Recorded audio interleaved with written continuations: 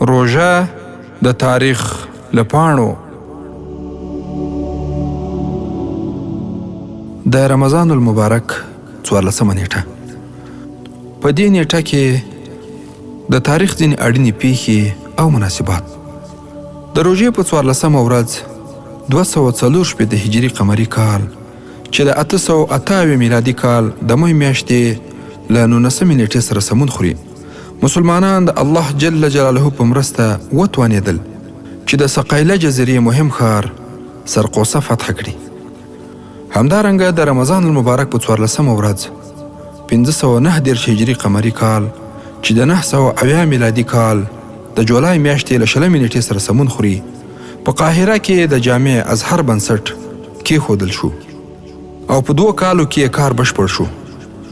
په همدې ډول د روژې په 14مه ورځ 640 هجري قمري کال چې د 1233 میلادي کال د جون میاشتې له 14 نیټې سره سمون خوري، د اسلامي امت وتلی غازی مظفرالدین کوکبوري وفات شو.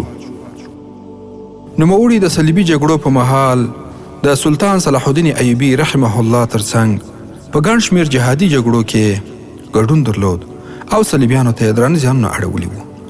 همدارنګه د روژې په 14مه ورځ په 670 هجري قمري کال کې امام نووي رحمه الله د نبوي حدیثونو غورچاڼ مشهور کتاب ریاض الصالحین بشپړ کړ.